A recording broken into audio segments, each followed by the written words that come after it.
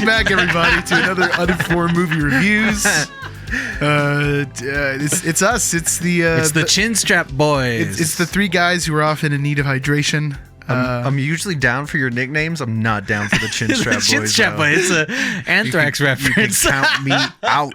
Chin Strap Boys just sounds like we have really bad beards. That's what that sounds like. I feel like that's like the metal dude beard of the 90s, right? Chin Strap and Skullet.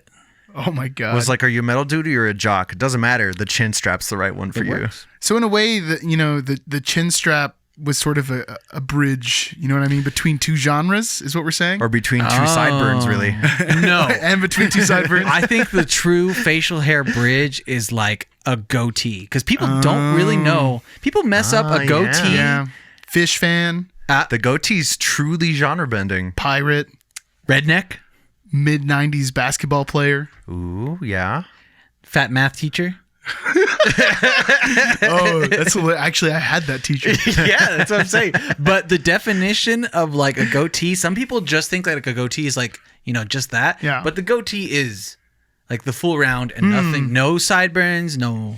I'd have to take it to GTA to see what they would label. Their definition of Well, just think of the template in Doctor Strange's basement. Oh, great point. You know what? Yeah. But even Wizard. Yeah, we missed Wizard. Shoot, man. well, even in like you're saying in video game character selections, they don't even nail down what a goatee is. Some of them will just put like the V for Vendetta, like the patch thing as a goatee. This is a beautiful way to start off because we are bending genres. There it is. Now we start. Yeah, today we were talking about genre bending movies, which I guess right away we got to define this thing, man. We got to define what a genre bending movie is, and I have not a definition, but I think there's two ways it can go. I want to see what you guys think. So I hate it. I agree. I appreciate it. Okay, well, settled. We tried. So I think the first one would be a movie that is one genre, you're trucking along, you're having a great time, and then on a dime, the movie turns into a different genre completely. Think of like Cabin in the Woods, which is our CLE coming up after this. The other example that I could think of would be two distinct genres that we have combined in order to make a brand new genre all its own. Think of your Cowboy Bebops, your Evil Dead 2s, something that is new, like a Quentin Tarantino movie or some nonsense. Or I'd even go as far to say like a multitude of genres. I was just to the gonna point say. where you're like, if somebody asks you what genre is this, you're like, oh. I was to supplement that criteria. I mean, the way I went about choosing it also was something that combined at least three genres. Oh, well, that's dumb. You know what I mean? No, I think so. I think the more you get into it, maybe like the more justifiable it is as a choice. Yeah. And there's subgenres in it as well. You know what I mean? Like there's the two main genres that almost every movie can be, but you gotta blend more subgenres. I'd say at least any of the ones that we're gonna choose today are probably gonna have at least three subgenres they could fit into. Interesting. So, Okay. You know what I mean? Yeah. Well, I guess let's get into it. But you know what? Before we kick it off, Danny, why don't you, Let me tell you a little bit about Uninformed Movie Reviews. there you go. That's exactly where I was going. Thanks for listening, everyone. Thanks for liking, sharing, and subscribing. It helps us out a bunch. If you're watching on YouTube, please hit us with all three of those. You can now start watching videos on Spotify, but we're not doing it yet. No, not our videos. Not ours. We gotta figure that Just out. letting you know, it's a cool feature. You can, however, start following our podcast and start 5-star rating our podcast. That's right. I said 5-star rating our podcast on Spotify. Also on Apple Podcasts, please help us out with the 5-star review. It gets us out there, gets our name out there. We're getting some shout outs on people's we're getting more views, and it's Oh yeah, cool. for reals, yeah. I actually had a couple friends who were just casually saying like, "Hey, I love that story you guys were telling about the girl walking backwards behind the bushes." Did they really? That's amazing. Yeah, like shout out to Emily, but It is a good story. I was like, man, that was really funny. Yeah, Dude, okay, so was a that's good time. another timestamp we need to write down for the end of the year. Yeah. We're going to make a compilation of the best of UMR, and you'll see.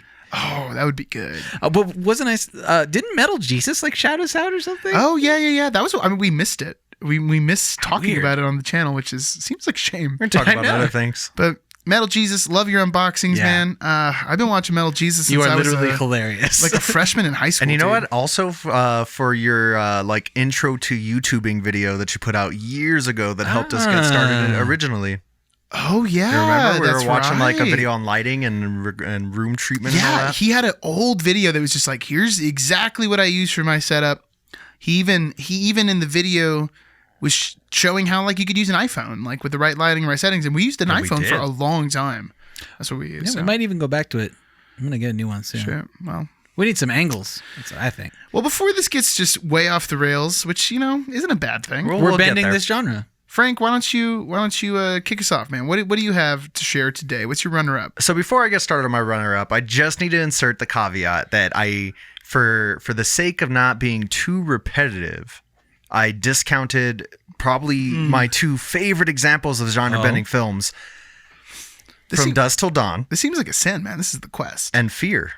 Yeah, we talk about but them all the time. we That talk, is a good one. I just talked about I hadn't From even Dusk thought Till about Dawn, that. and we talk about Fear all the time, and I will again. So I figured for this one, I surpassed a little bit. But prime examples of the first definition you gave of if you knew nothing about either movie and you were just enjoying it, you'd be watching Fear and you're like, wow, this was a delightful little rom-com. And then you're like, oh my God, what are we doing? Similar with From Dusk Till Dawn, you're like, oh, these This is a bandito delightful brothers. little rom-com. Yeah, not a delightful little rom-com. But then vampires, oh my goodness. But we'll get into it. My runner-up pick from 2018, Sorry to Bother You. Heck yeah. Yeah. That's a good movie. Yeah, it's fantastic. I'd say it's my fourth favorite genre-bending movie.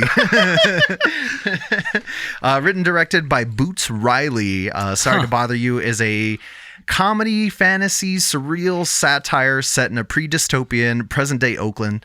Our main character, Cassius, discovers the key to his success as a telemarketing cold caller, allowing him to achieve a more comfortable lifestyle than he ever imagined. He then ascends to the company's top flight security, y'all, of the world, where he makes big money deals for the company's most important client, Worry Free, which is a new company that provides its workforce with living quarters, all the food they could ever need, all the clothes they could ever need. It's a new rebranding of God, what do they used to call it? Slavery. That's what they used to call it. Wow. Yeah, just crazy brighter, that much brighter clothes. It's crazy. It looks that like you forgot clothes from the a definition. Idiocracy. I mean, you forgot what slavery was. No, that was part of the bit, I think. Yeah, I was doing. No, it. I know. And now we've killed the bit. And by now I've explaining killed that it. was- No, jokes are always better when you over-explain them. I'm pretty sure that's a comedy rule. Just like yes, but, or no, rather. Yes, and let me explain. Yeah. But I think it's a really good example of genre-bending film. The satire hits it super hard, and it's not super like elbow in your rib satire. It's just they do a really good job of doing it subtle. Oh, so it's not Don't Look Up. Yeah, it's not Don't Look Up at all. There's That was a no great tiny movie. man with new muscles. I rather enjoyed Don't Look Up. I think it's a great movie. I just like talking trash. I had a good time. No, you? Yeah. But before I get too far into it, I would be remiss not to hit the numbers. Sorry to Bother You has a 6.9 out of 10 on IMDb, 93% on Rotten Tomatoes with its 112-minute runtime. Made on a budget of $3.2 million, had an opening weekend of $727,000. Okay. But it's currently worldwide gross $17,493,000. And it's gone to streaming. I'm pretty sure I saw this movie when it came out. It's on It's on Netflix right now. Netflix right now? Yeah. Is it Netflix? Nice. One thing I noticed, I don't mean to interject, but I'm going to. One thing I noticed in like finding movies like this in genre bending, like the typical score was under 7 for most of the movies that I was looking at, and most of the movies that I like even looked up as genre bending. You know what? I think no. My Actually- number one is over 7. Oh, Yeah. Oh. Both of mine are 7s, and one of them is a criminal 7. Oh, Like, it should be like a 9. oh, I definitely feel. But that's what Yeah. I'm saying is like a lot of these movies I'm anticipating are gonna be thought provoking. Maybe it's Because- like, maybe it's not like, you can't pigeonhole it just right, and that hurts it a little bit. Maybe. I don't know. maybe. I'd definitely say this one's super thought-provoking. Like, by the end It of this is. movie, I'm all fired up. I'm ready to, like, seize the means of production. Take the like, government down! I'm ready to eat the rich, man. More than usual. More than usual. Wow. Like, I'm already, like, at a baseline, you know what I mean? Yeah. But hard spike. Hard I've spike. been ready. I gotta say, I remember this movie poster and the title, Sorry to Bother You. I never saw the trailer, and then I was just kind of like, I'm not interested. Oh, dude, it's totally Not in a worth bad way, watch. but I just think this is an example of like It's underwhelming. it's not giving me enough information. Like, even looking at the movie poster right now, we got a man standing against a yellow wall. It didn't have the curb appeal for you. Yeah. Ironically, neither did Curb Your Enthusiasm. That's why I waited so long to watch it. I was like, who's this bald guy? A poster can do a lot, man. It A really poster can can, get me man. to watch your movie if Yeah. it's good enough. Look at Fright Night. I'll have to I check- regret that. I'll have to check this out. Man. This looks really good. And Dude, this- totally worth the watch. Yeah. And then I definitely don't want to spoil it for you, but Okay. besides it, throughout the whole movie, it's floating through genres, hitting that comedy, fantasy, like, because it's in present-day Oakland, but it's an alternative version of Oakland. Like, Okay. it's very similar to how America runs right now, where, like, you know, you work night and day super hard just to, like, have enough money to scrape by for the month while you're making, like, the people above you richer and richer and richer. But then at the end of it, like, it takes a super hard, almost sci-fi twist, and the twist is so big and floppy even that you're like, whoa, what are we doing? Wow. Where is this going? So without spoiling it for even the listeners, if you haven't checked this out, I highly recommend it. Definitely Dope take movie. a peak. It's got a fantastic cast. Stars Lakeith Stanfield as Cassius Green, Tessa Thompson as Detroit, his girlfriend, Jermaine Fowler as Salvador, the buddy and coworker, and Omari Hardwick as Mr. They like beep out his name every time they get to it. His name is much like the lower half of Wilson's face in Home Improvement. Like, you never really get there. That's fun. It's also got Stephen Yun as the Heck yeah. like main organizer of the like I forgot the word for union. There you go. I love Steven Yeun, man. That guy's great. He's great. He's such a good boy. This movie reminds me a lot of Being John Malkovich. Have you seen that movie? Oh, Yes, I Interesting. have seen Being John It's Malkovich. got that vibe. Okay. Does cross the fourth wall. The Spike Jones vibe. Besides the cast members that you see, it's also got some really good voice actors who do the white voices for several of our characters, including David Cross, who is the white voice for Cassius, Patton Oswalt, who is the white voice for Mr. Blank, and Lily James, who is the white voice for Detroit. Also Pamela Anderson and Pam and Tommy. Yeah, I was gonna say she's yeah. been very popular. Wearing those lately. prosthetic bazungas. Bazungas, he says. Bazungas, yeah. A lot of in that. Yeah, much. Yeah. Like, We need to add that to the slow-mo, soundboard too. flying. It's beautiful. It's really interesting. I was Yeah. like, wow, I can't believe there's so much of this. Well, in I it. had a feeling you were going to show it, but I didn't realize you were going to show it like that. My Yeah, goodness. Woo. Oh, yeah. That was a good choice, Frank. Hey, I also thought it was a good choice. Good choice. Yeah. Yeah. Very nice. Danny, what do you think, man? What do you got for your We're runner-up? kicking it to me. Why not? You know what I mean? All right. So for my first, my runner-up, my second, if you will. He's got it, man. got it. I Look at got this it. guy. He's I getting got it. cocky. He's gonna slip up. Oh, Yeah, there's still time. He's still got to get through Peeps and Predicts. I'll make it. I chose 2015's Krampus.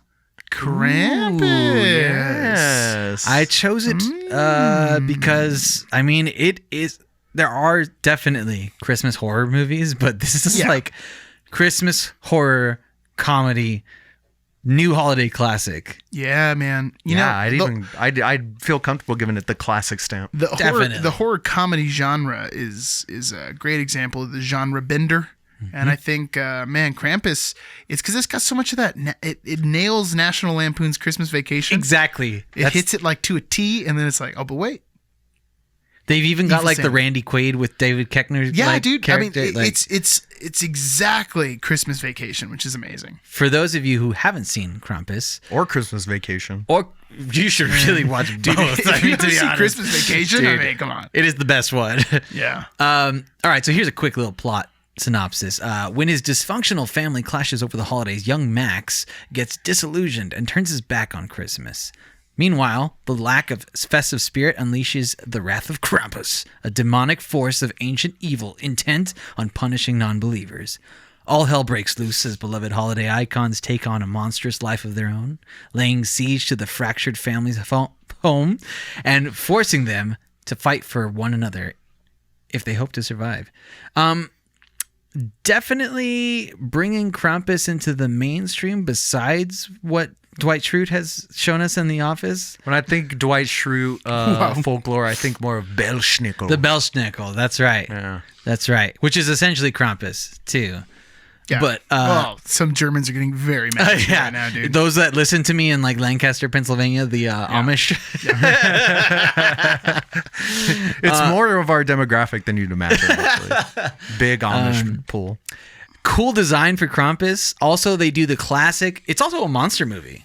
Yeah, it's a monster movie. But they do the Creature classic feature, if you will. They do the creature feature reveal in that it's slowly revealed over time. There's also minion creatures, Oh, and the minion. Oh, dude, that which are dope. that slug Jack in the Box thing. That thing is Dude, even nightmares, the man. elves, man. The elves Yeah. are great. horrifying. I mean, Yeah. and the gingerbread men are funny. Oh, yeah. But like You gotta have the threatening. gremlin character kind Yeah. of thing. You know what I mean?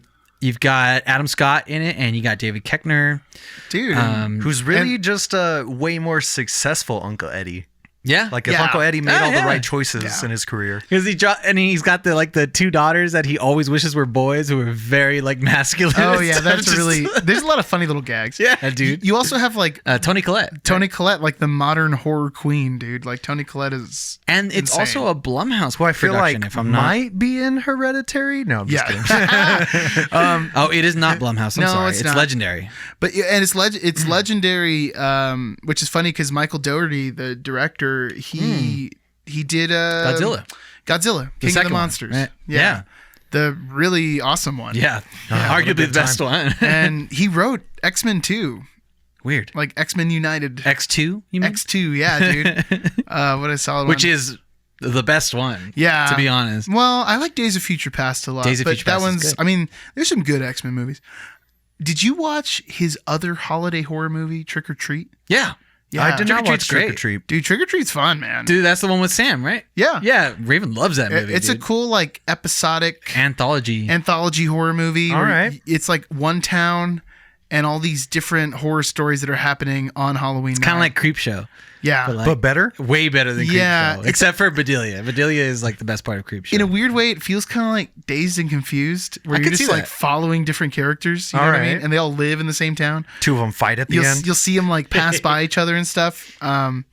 Really cool, man. It is. Good That's a great movie. Good movie. I respect this guy as a screenwriter and as a director. Mm-hmm. But yeah, like we were saying, this movie, it nails the fright, like the scares. It nails the holiday spirit of it, and it's also just like it's definitely got the seal of approval for like yearly watch, if Yeah. not bi-yearly watch. I think it's a really strong choice too because the mix is perfect. It doesn't the comedy isn't lacking, the Christmas isn't lacking, the horror isn't lacking. I thought you It's meant all- audio mix. Audio mix is also The mix is amazing. really yeah, I good. mean, Yeah, it's yeah, great, yeah. Like when the daughter's out in the street and like hiding from Krampus, and Yeah. you hear him going on like the houses in stereo and stuff. Yeah. It's crazy, man. And the chains and stuff. But to Frank's like actual point, I agree, and it's also like it's scary. If you were a little kid, it'd be terrifying. I Oh would- yeah. yeah. It'd give you nightmares probably. But it's not gory or like inappropriate. no. Like you watch something, I'm trying to think of another Christmas horror movie,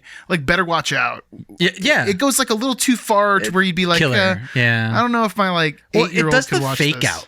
Yeah, it Better does. Watch Out does the fake out. It does. That's also a genre bending movie. The fake out. Yeah. Well, not the fake out. Better Watch Out. Yeah, it is. And it's not bad. It's just nowhere near as good as this. I don't would think. say. I don't know. The Fake Out's probably a real movie. It sounds like a Sandra Bullock like rom com. The I Fake just Out. keep thinking of The Lookout with JGL.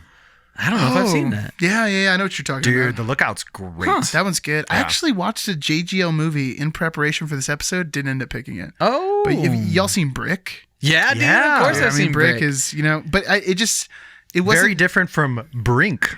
Oh yeah, for reals. It just wasn't. What's the word I'm looking for? It was just like a story juxtaposed on a genre. It Yeah, wasn't like okay. two genres. It wasn't John Hughes enough to be genre bending. I could see that. But You're right though. This guy, this has the perfect potpourri of all of genres. Yeah. You know what I mean? It smells delicious. It works great. Just get it every time. It's like Cashmere Woods. Tastes a from little Glade. funny. Like that scent from Glade. It's Cashmere Woods is a perfect potpourri. I get it every time because it's good. Not Every a sponsor. Hit us up. You just hit a hard commercial right there. That's amazing. Yeah. If only. Imagine this were you, Glade. Give us money. Wow. And White Claw. Give us money. Not a sponsor. That'd be cool. Or just send us some claws. For the audio listener, Danny is holding up a can of White Claw because the claw's the law. The claw is the law. The creature effects were also made by Weta. Yeah. Which is New Zealand, like, hierarchy of all, like, Guillermo del Toro, like... Yeah, Peter Jackson. Lodge, yeah. I mean, even from Lord of the Rings, right? Yeah, the Weta it's his company, I'm pretty sure, yeah. Yeah. Oof. This movie's amazing. I love this movie. It's great.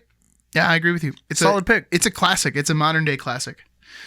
And what is probably not a modern day classic, but I would say like a underrated movie. I don't know. All right. Get your It opinions is an here. underrated movie. No, I'm talking about the movie I'm about to tell you. Okay. Let's talk about it. Krampus, I feel like, is getting into its limelight. Enough people have heard about it now, but I picked 2007's, and this was gonna be my number one. Until when looking for the runner-up, I was like, well, this is number one. I picked Sunshine from dude. Danny Boyle and Alex Garland, man. Yes. I don't know if I've seen Sunshine. Oh my God. This Okay, movie's I amazing. can't spoil this movie. Yeah. We could talk about the general points. How funny. I feel better now because there's some really like hard hitting stuff I wanted to talk about, and sorry to bother you, but I would hate to spoil the twist for you, man. This is a perfect example, and also, Frank, I feel like this is a movie that is made for you. Ooh. Totally. Like this is a movie that you would be 1,000% on board for every moment. Okay. So I feel like this is one of those movies that has no hope. oh yeah, It's so bleak. I could get into that. The whole time you're holding on to a thread. And it's like you're holding your breath for 2 hours. So basically, Oh, you know what? And I'm such an idiot. One of my coworkers recommended this movie to me forever, and it's actually on my IMDb watch list. Oh, that's and hilarious. had I taken it more seriously, I would know what was going on right now. This is my fault. what a kick in the pants, man. Okay, so Sunshine is a Danny Boyle movie, which on the channel, we're Danny Boyle fans. 28 Days Later. 28 Days Later, I mean, God tier, Trainspotting. You got Daddy Garland on this, man. Oh yeah, then you got Alex Garland, who is Ex Machina, Annihilation, but also wrote 28 Days Later. So like that combo is an amazing combo. Sunshine is about a team of astronauts on a ship that is flying directly towards the sun to deliver a payload. That when they shoot this humongous nuclear weapon into the sun. Oh, I thought it was going to be like a whole bunch of Orville Redenbachers. No, that's a Giant Futurama episode. popcorn asteroid. They're gonna hit the sun and kickstart Like reignite a it. dying sun. And what they say is that literally the explosion is going to create a new sun inside of our old dying sun. It will open up the pit that is the sun's core. There you go. Exactly. What the F is up, son? The Earth is dying.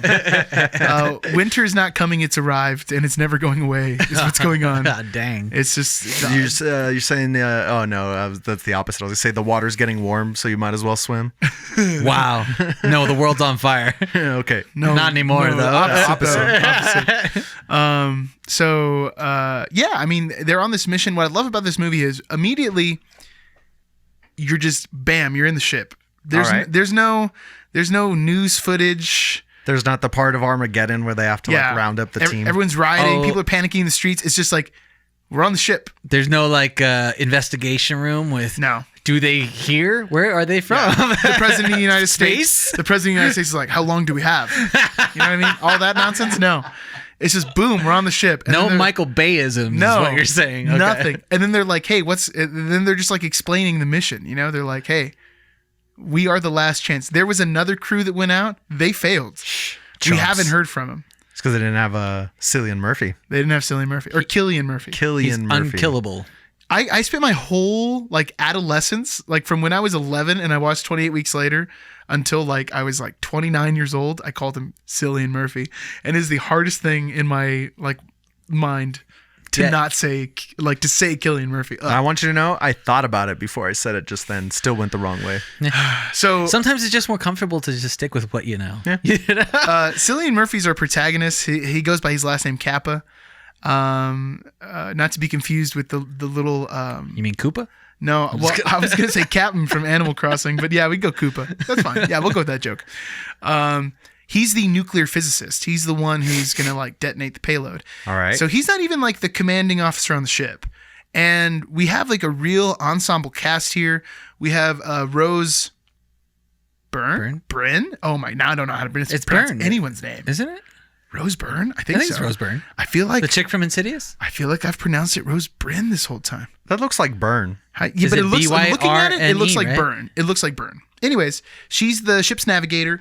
We got Chris Evans, which is Weird. trippy to see Captain America in this movie because he's super thin. Oh, you haven't seen Not Another Teen Movie then? Oh well, I have seen another teen movie, but and at the beginning, Genre-bending movie. He's all bearded that up. SAT movie, The Perfect Score. Perfect score with Black Widow also.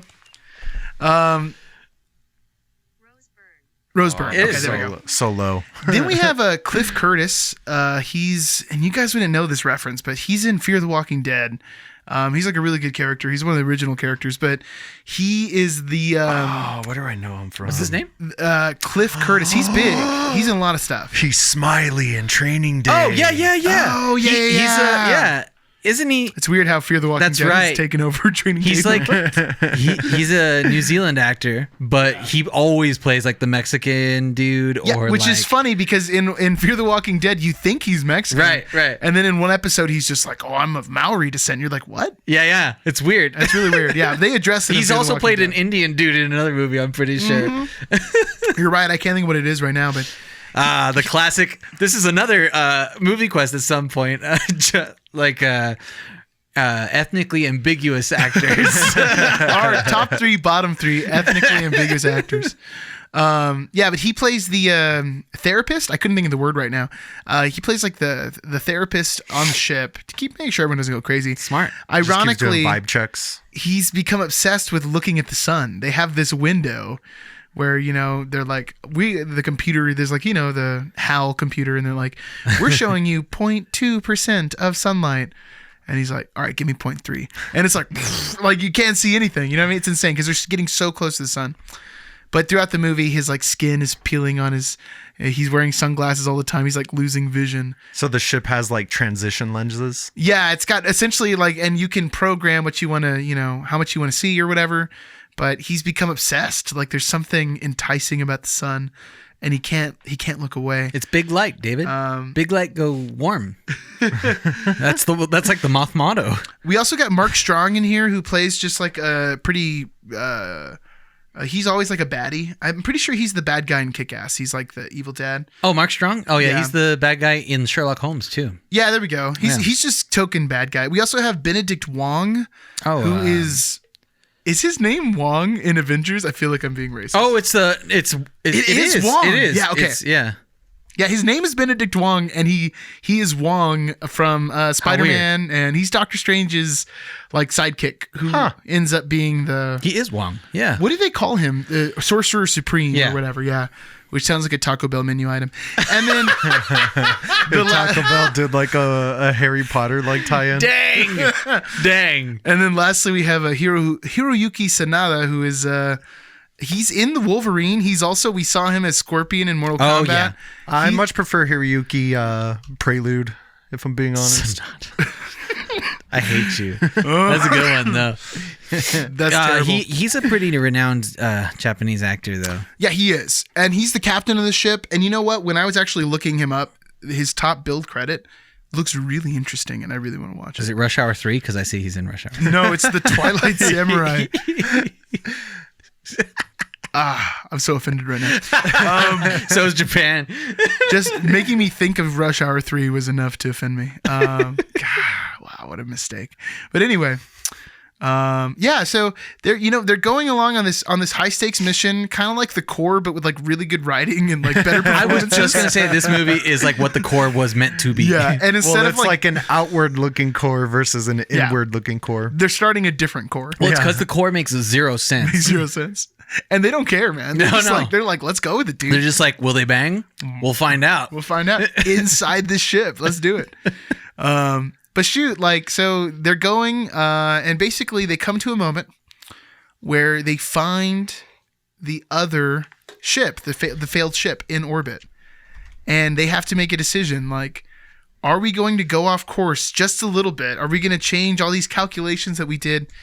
Because if we go to this other ship, we could get the second payload. Is one of the scientists like a super attractive scientist who probably looked really good in a Catwoman suit, and she's like, "Oh, but my boyfriend's on that ship." No, I was like, where are you going with this? I feel like that's the beginning to Serenity. Is it? Or Firefly. Oh, it's very similar. Yeah. They're like, we should check, but aren't they like hearing a distress beacon? Yeah, it's like a distress beacon. It's Well, like you know what's Alien. hilarious? That happens in this movie too. So yeah, they like what a trope, you know what I mean? Yeah. Oh, the distress beacon out of space. Ah.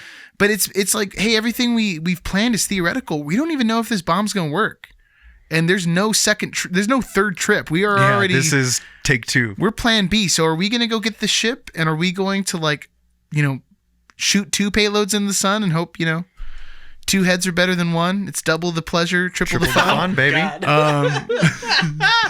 But yeah, and then guess what? There's a turn, and that's why it's genre bending. So Dang. Did they get to the Prestige too? oh, I would say there is a prestige, There dog. is. There's There a turn definitely and a is. prestige. Now we're cooking with gas, man. But I don't know. I gotta say, it's a great, grounded kind of sci-fi movie. They get some scenes where they're really like experimenting with the rules of space and science. That if you're nerdy, if you liked movies like Gravity, you'll be really into it. I did like that movie. And then for that final act, man, they turn it up to 11, and you're like, whoa, what is happening? It goes classic Alex Garland. Dude, there's a scene in the movie where you will literally gasp. Like it's like, I wish I could have seen it in theaters. There would have been. I'm going for gasps. That's what Alex Garland said. He's writing this movie. Oh, heck yeah. Everyone in the audience. Yeah, Frank, you have to watch. I'm this gonna movie. record myself watching it to see Definitely. how hard I gasp. We should actually. We'll do a Frank. Have you guys seen these YouTube videos? Like Watch first react- time watching- First time watching The Sixth Sense or something. Or they'll be like, hey, I'm watching all of It's Always Sunny. Here's like me reacting to episode 1. Are you kidding me? Yeah, dude. And Some of people these will watch videos it? are I didn't know that was a insane. thing. Yeah. Huh. Weird subsects of YouTube I've been getting into. But anyway, that's a different genre. You're into subsex? That too, man. But that's a whole nother movie. That's another genre bender too. Yeah. No, it's not a genre bender. That's something else. But what I'm trying to get into is watch this movie. Watch some Danny Definitely. Boyle. Watch some Alex Garland. We'll go watch Men when that comes out. We'll CLE that bad boy. Yeah. It does look cool. And Frank, what's your number 1? My number 1 is a movie. We never did the numbers. Well, we gotta hit that. I'm sorry. You know what? Let me get him real quick. 'Cause Continuity's sake. Well, I'm Sunshine's page right now, so I can at least hit budget real quick. That's okay because I'm coughing. Yeah, Sunshine made on a budget of 26 million euros estimated. Thank you, IMDb, for that. I don't know how that is. Exponent. Yeah, I don't know. Maybe what- 28. That's I don't know what about- that means. Let's say That's like about $30 million. 27 euros or $27? $27. Something like that, right? $350. Had an opening weekend of $242,000. Has gone on to worldwide gross $34,806,000 U.S. American. I think that's good. Criminally underrated. Though. Yeah, I don't know. It depends on exchange rates and Brexit, and there's a whole number of things that go into this. A lot of things I don't care about. Has a runtime of 1 hour and 47 minutes. Currently has a 7.2 out of 10 on IMDb, and I don't know on Rotten Tomatoes because I hadn't Googled it yet. Beautiful. All right. I'm glad we got that in before we got halfway into your next pick, and I was like, what? What was it?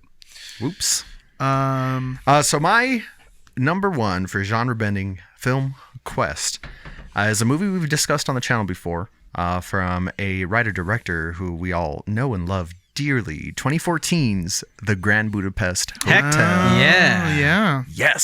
Yes. Is that from Thomas Anderson? Yeah. Or is that Paul Thomas Anderson? No, Wes Anderson. Paul W.S. Anderson? One of the Andersons. Paul Wiss Anderson? Mr. Anderson. Wow, that was great. Dang. What a I'm going to good have way to pan that in stereo. Yeah, that'd be good. You know, man, this is an interesting one because Wes Anderson is like made a new genre. He always... So, yeah, like in my notes, I put if Wes Anderson was his own genre, which he is, yeah. this would be a prime example. But each one of his movies are genre benders, I'd say. Even like Royal Tenenbaum is like a holiday movie. Bottle Rocket's pretty straightforward. Yeah, but yeah. Yeah. But it's like a whimsical heist. You just Yeah. add whimsical to the beginning. Like whimsical is a genre. Coming of age. yeah. I mean, heist. so much whimsy through all of Wes Anderson, and that's Yeah. what makes it so beautiful. The Grand Budapest Hotel is a dramatic story, like at its core, I would say. It's got perfectly subtle comedy and also like right in your face comedy. You laugh the whole time throughout this story, which should be like kind of sad if it was done by any director. It's got that Wes Anderson multimedia with the stop motion and the miniatures, and it's got that beautiful Wes Anderson like Saturday morning cartoon like sequences to it, Yeah. like the ski chase and there's so much beautiful Hey, you stuff in can't this leave out movie. that beautiful color palette. Can't leave out You're that pretty beautiful much wearing the color palette right now. I didn't even do this on purpose. Maybe I was just in the mood. You just need a few more purples. Yeah. It's the best Wes Anderson This movie. blue Cowboys hat isn't Almost. pastel enough. I think it was our number 2, right? I was arguing for a hard number 1, but I think it ended up like 2 or 3. Missed out to Did Royal Tenenbaums? I'm Was pretty that sure number Royal one? Tenenbaums I feel like took it had to be. I'm pretty sure. comment below on our own list. I'm pretty sure I was talking to my brother John about this, and I was like, I wanted it to be number 1, but I'm pretty sure these two dudes beat me out because they were like, oh, the Royal Tenenbaums man, has to be number 1. I'm pretty sure it did. Look. You know what? I have it. Let me see. Let me find it. Yeah, look for that while we. While David's looking that up, I'm going to hit you with some other numbers. Grand Budapest Hotel currently has an 8.1 out of 10 on IMDb, a 92% on Rotten Tomatoes with its 99-minute runtime. Perfect. Made on a budget of $25 million, had an opening weekend of $811,166 because it's a Wes Oh. Anderson film. You know, Yeah, what are you they're gonna do? Oh, he never has They're a big always bad. return No. on the beginning. But Hey, we were there. yeah, we yeah, were there. yeah. We're at least like $32 worth of that. You know what I mean? That's right. Had a worldwide gross of $173,082,189. Good for you, Mr. Anderson. I feel like this is one of those movies that just has such a general appeal that like you could sit down anyone, even if they've never seen a Wes Anderson movie, and they'd like it, or at least maybe. laugh, or at least laugh. I feel like for the most part, yeah. Like there's tons of good laughs in here. And then as far as like as a whole, masterpiece, but there's so many like sequences that you could take out of this movie that on their own are fantastic genre bending masterpieces in their own right. A la the prison escape scene, Yeah. which is maybe one of my favorite sequences of all time anywhere in film and is so much more, infinitely more enjoyable than the whole of A Way Out. Just should be stated there. There's so Jeez, much dude. detail. Obviously, this is a Wes Anderson movie, but there's so much detail. Sorry, in the sets itself of the hotel. There's like so much attention to detail to like of the time, which I'm pretty sure it's like the 60s. It's like So it depends on what 50s? part of the film that you're talking Yeah, about. well, True. let's say because when, they have the parts there's beautiful when the details busboy's young. in the hotel's prime in Yes. like the 30s, 40s. Yes. Yeah. And then the detail to show how dilapidated it's become when they're in like the 60s, 70s like part of the story. It's man, I could easily gush about this movie for a good hour and a half if I needed I could to. too. You know what I This is mean? amazing. Well, we did. Yeah. Watch the Yeah, watch the Wes Anderson listen, yeah. ranking. Which, speaking of which, Grand Budapest was our number 2. Nice. Although I have in my notes here that it is the highest IMDb score. Crazy. Number 1 was Royal Tenenbaums. And the French Dispatch hadn't come out yet. Yeah, French Dispatch hadn't Might come out. be We did number this 3. right before it came out. Rushmore was number 3, and Life Aquatic was 4. Darjeeling Limited was 5. That's a tough I think ranking, dude. French Yeah. Dispatch would definitely beat out Rushmore. I don't know. I think have to watch so. it again. I I have to think watch so. at least another time. Yeah, you know what? I've only seen the French Dispatch once, but I remember several times thinking it, like watching the French Dispatch, I was like, how does he get better? The French that is every amazing. time. the French Dispatch has so many things borrowed from the Grand Budapest in it. I Yeah, think. those two were really good companion movies. Yeah. For sure. I gotta get ready for my number 1. Yeah. Also, speaking of companions, the Grand Budapest Hotel is the only other Wes Anderson film I can think of besides the French Dispatch that's rocking the boobs. Just a fun fact. Wow. Okay. There are some boobs in Royal Tenenbaums. For just a brief second. Oh, really? Just a brief second. They're a brief second in the Grand Budapest Hotel, but they belong to But a aren't they- very elderly Yeah. lady. And they're going on for a while in French Dispatch. French- They're Oh, just I mean, there. as a whole scene. I mean, it's French. Yeah. So. It's fine. Before we go further, A Way Out, for you newbies to the channel, is a sore spot in our history. I'll never For get the wiki. over it. Yeah. Frank and I, in the early days, back when this was an Uninformed Movie Reviews, but David and Frank and Beans, we played all of A Way Out on Well, we did a broadcast is what we called it, but it was also that was the couch co-op. segment. How long convo. was it? 8 hours play? 6 hours play? 8 or 9. 3 years? I think 3 years, something like that? We did it in 2 sittings. I'm pretty sure it might have been 3 sittings. Yikes. Yeah. Horribly boring. So then fast forward to like 2 years ago, It Takes Two comes out, which is by the same developers. Very cutesy. It's like 2 little dolls. Honey, I Shrunk the Kids kind of thing. All right. Had huge critical acclaim, dude. I mean, Game of the Year from IGN, Game of the Year from like Polygon, all these different places. Throwing out the Game of the Year awards. Wow, this is like an amazing co-op game. It's like exactly the co-op game everyone's looking for. Michelle and I get it. At first, I'm like, I don't want to play it. A Way Out was garbage. I've been burned before. It's the same people. And then she's like, it looks adorable. Let's play it. So we buy it. We play it. It's miserable, man. It is so miserable. I don't understand why everyone likes it. I feel like I'm crazy because the same thing happened when A Way Out came out. Everyone, stellar reviews. Dude, people still rave about A Way Out. One of the best co-op games ever. Sucks. The only part of A Way Out I had fun in was at the end when you go to shoot like your big rival, and you and I just, without discussing it, both just went for the crotch shot. We just unloaded lead on that dude's junk. It hits slow motion. And it's right at the end. Man, it felt as just as much work as A Way Out. Oh man, that sucks. Playing through It Takes Two, it felt like Jesus punishment Christ. towards the end. And then it's not even like finesse work. It's like walk here real slow, tap X, not too fast because you're going to give it up. And then, okay, now hit circle. And all right, next chapter. That's essentially what It Takes Two is. You can move faster, but it's like, here's a new game mechanic. This player has a screwdriver. This player has a screw. Oh, Solve these puzzles.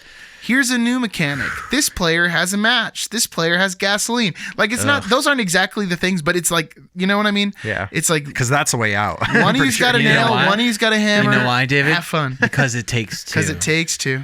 Man, That sounds how awful. lame. And they don't even play the song. Anyway. So at least we know if these dudes put out another game, just walk away. Just walk away. Just Yeah, walk I'm away. never giving him another chance.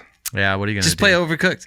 Dude, I mean, yeah, you talk about co-op experiences. Just Like, play no, Overcooked. it's Stardew Valley. That's what the best co-op experience ever I'm is. burned out on Stardew Valley. Well, like- it's heavy duty stuff. How little I enjoyed A Way Out sits at the exact opposite of the spectrum of how much I enjoy the Grand Budapest Hotel. Oh, yeah. Hey, yeah. For those Good unfamiliar segue. with it, pause this right now and then just go watch Grand Budapest Hotel really quick. Starring Ray Fiennes, who plays Monsieur Gustave, one Tony Revolori, who plays the young Zero, and F. Murray, who plays Old Zero, who's referred to as Mr. Mustafa. And of also, course, the bully in Spider-Man. Isn't he? Oh, he is, yeah. But he's also an El Pasoan.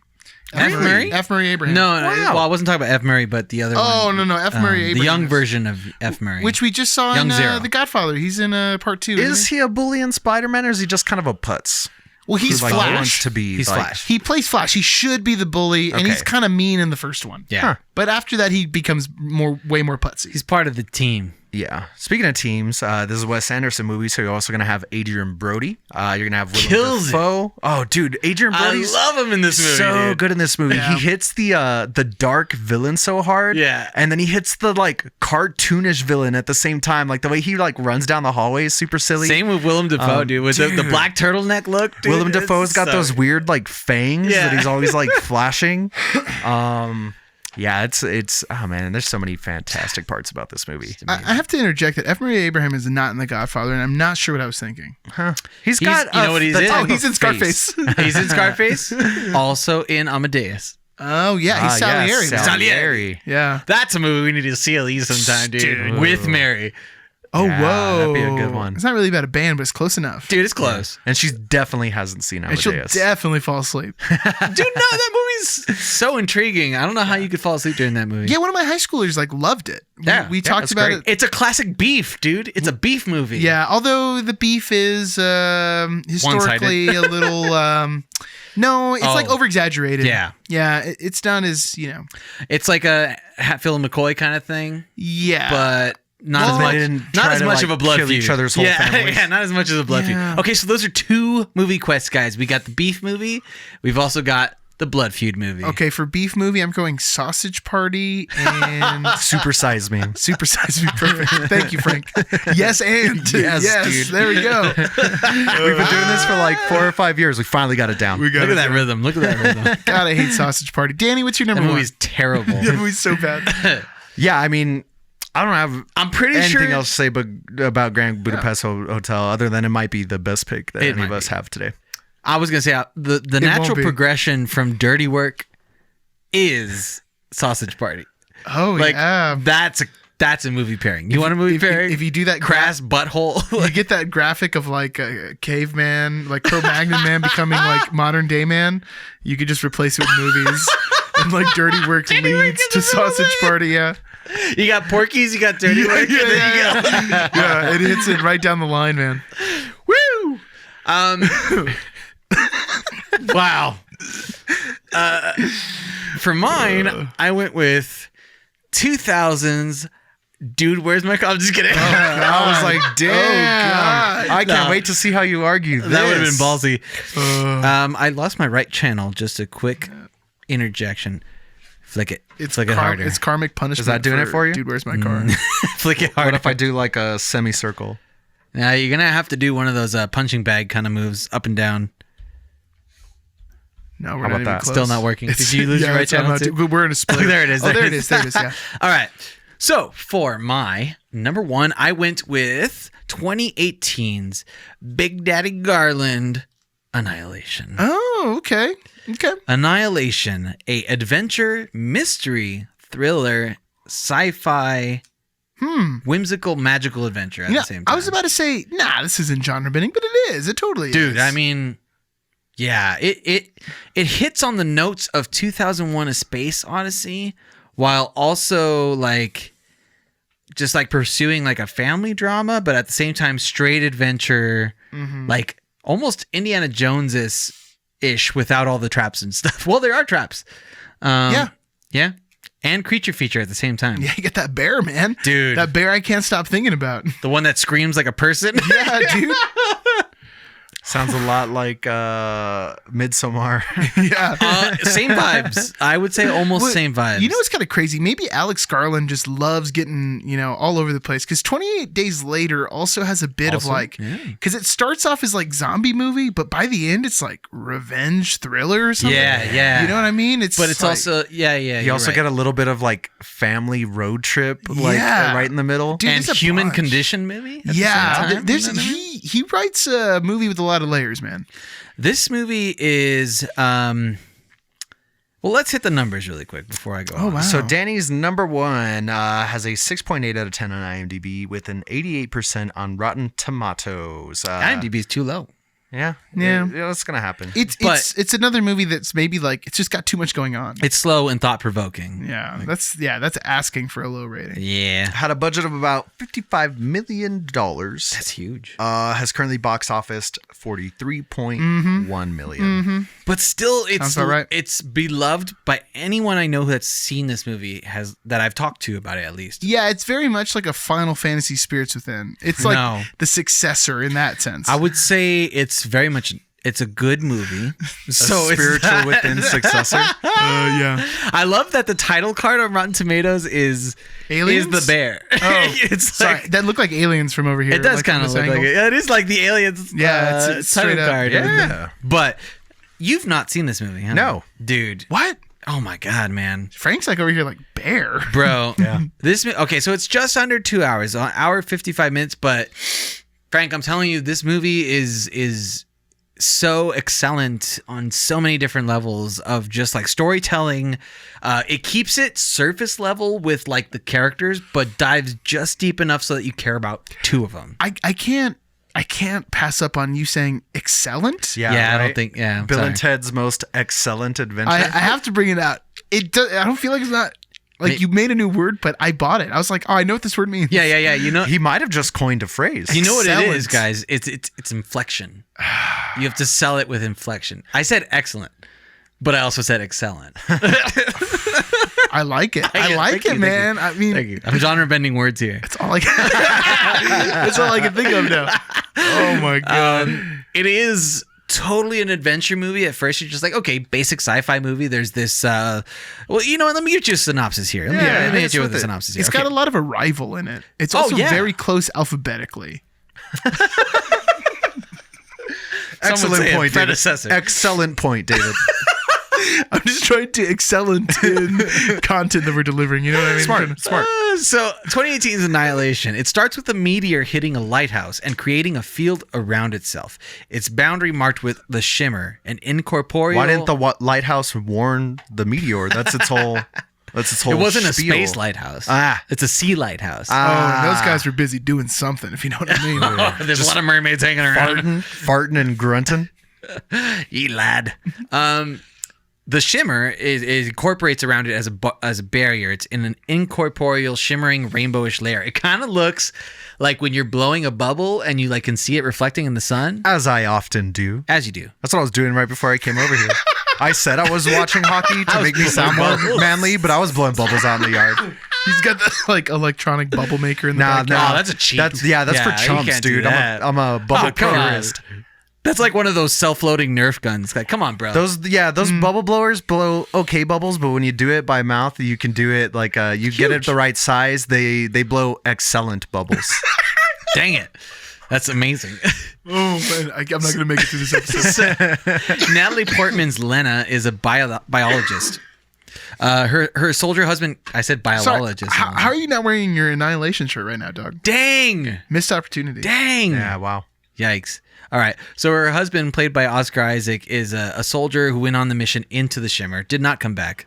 A year later, he literally appears at her doorstep out of nowhere. He doesn't remember much and is acting super weird. Suddenly, he becomes really sick and he's escorted to the hospital. An ambulance is intercepted by the soldiers from the Area X, and Lena and Kane are taken away. That's where Lena, who is a scientist, a biologist, comes to know that Kane's last mission was to go inside of the Shimmer. She joins a team of all women scientists, which is surprisingly not Girls Get It Done.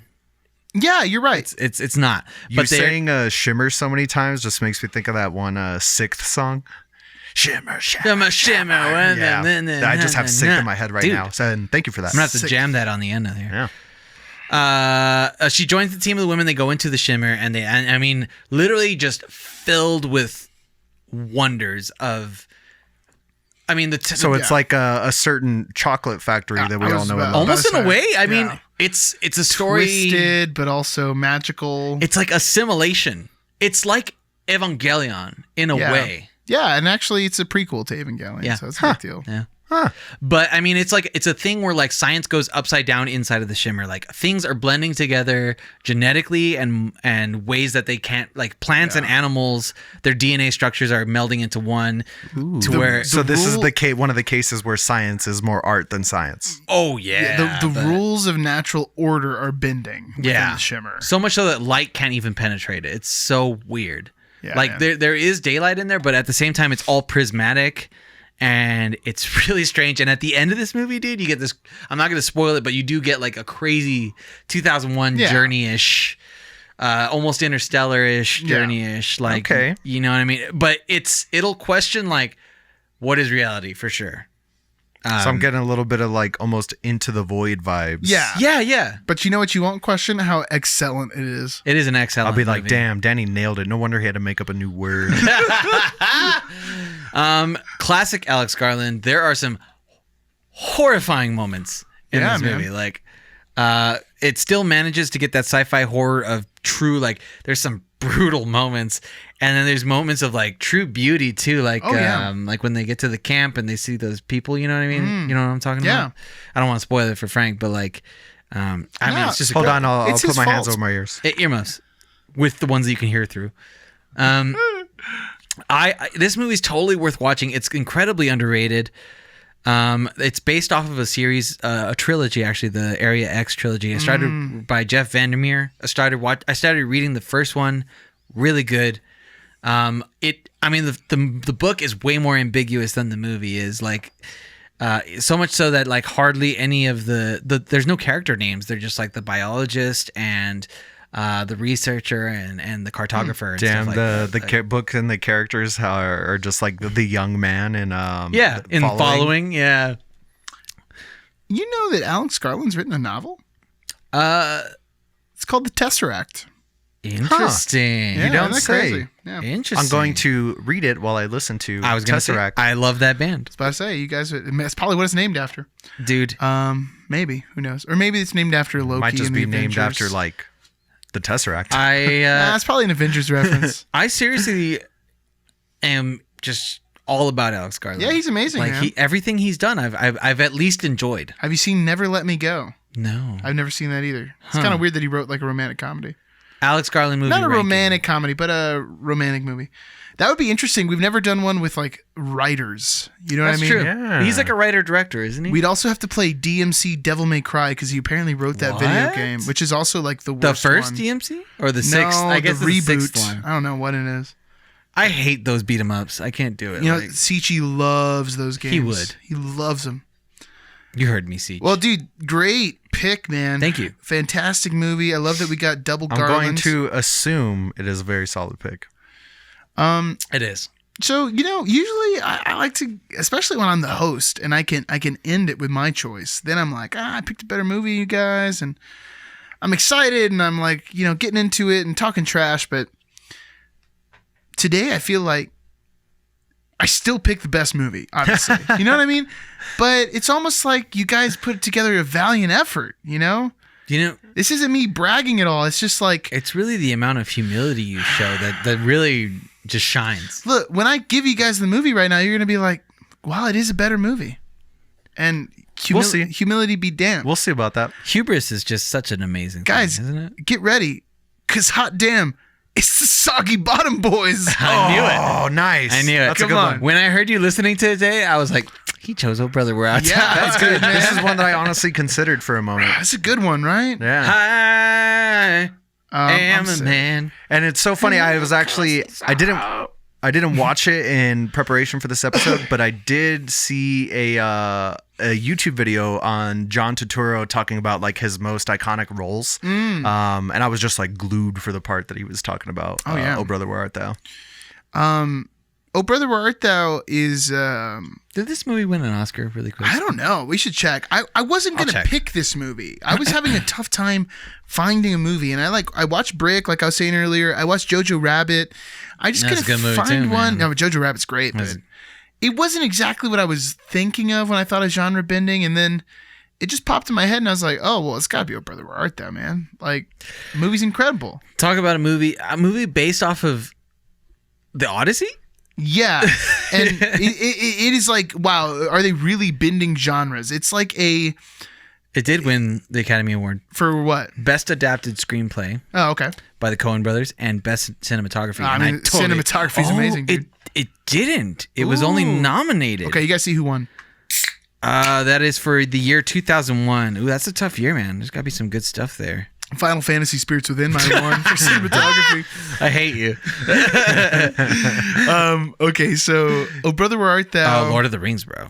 Shoot. Which Lord of the Rings? yeah. First one? The Fellowship, yeah. I mean, and then there's Shrek came out the same Wait, year. adapted screenplay? No, probably cinematography. Let me see what they got. Academy Awards. Yeah, put Academy 2001. Awards 2001, yeah. I mean, it's a tough year to compete. Yeah. Probably one of the best years of movies, like on record. While he's looking this up, I feel like I should hit with the numbers for you. There you jump go. into this Well, real that's quick. another good episode idea, too. Just throwing that out there. 2001. Movies, like movies that should have won. Like, best year of movies, and we each pick yeah. a year. 2000. Well, that's bro. almost like we need to do another box office showdown. Yeah, Round two. that's what we got to do. Ding ding. Oh Brother, Where Art Thou? With its 1 hour 42-minute runtime, currently has a 7.7 out of 10 on IMDb. As David said, that is criminally That is so low. This low. needs to be like a 9. How That could is anyone not crazy. like this movie? This is honestly a movie that everyone who's ever seen is like, I love this movie. That's insane. Even the 78% Rotten Tomatoes. That's outlandish. Yeah. That's ridiculous. I almost want to go riot in the streets right now, but Yeah. we got to finish. Go do this, it. so We got to what are you finish the gonna do? episode up first. What are you gonna Dismantle the establishment. do? Made on a budget of $26 million, Southern dollars. Had an opening weekend of $195,000. What? $195,000. Jeez. That's insane. Has gone on to worldwide gross $71,870,729. So Dollars. let me just tell you of what category it was nominated in and what won. But also, you gotta these movies, dude. I mean, they're iconic in the same year. All right, so for best writing, screenplay based on a material previously produced or published. Oh Brother, Where Art Thou was nominated along with Chocolat, along with Chocolat's real good. Traffic, which is also like next level. Wonder Boys, I don't remember. And Crouching Tiger, Hidden Dragon. Oh, that's the winner, good. Traffic. But also for best cinematography, we have Oh Brother, Where Art Thou? We have Gladiator, my dude. Oh, wow. We also have The Patriot, my dude. Hot damn. We also have Crouching Tiger, Hidden Dragon, which won cinematography, which is like... There's some incredible shots of Crouching Tiger, Hidden Dragon. When did Patriot come out? 2000, I'm pretty sure. 2000? I think so. Because it feels like post 9/11 propaganda, which is kind of insane. Dude, it came out at the right time. It's kind of insane that it's not, though. So you know what I mean? perfect. You would think it'd come out in 2002. It's like, yeah, remember how you gotta be proud to be an American right now. Dude, there was some hard America love in like the early 2000s, obviously. Just the country songs, man. There was some hard engineered American love, just you know Alan what I mean? Jackson's country songs, man. Anyway, let's not get into politics too much. Let's get into Oh Brother, Where Art Thou, which, you know, conveniently also has a lot of politics in it. So Yeah, it does. if you haven't seen it, I mean, it's a Southern fantasy Gothic. comedy, gothic drama, adventure, epic. Bromedy. Yeah. There's a lot going on, man. And basically, Music biopic? yeah, it's a musical. It's like a musical in a little bit in a way. So this is a Coen Brothers movie. For writers, it's credited as Homer, and then Ethan Coen and Joel Coen, because I can see that. based on the Odyssey. Iliad or the Odyssey. Yeah, which ironically, the Coen Brothers never read.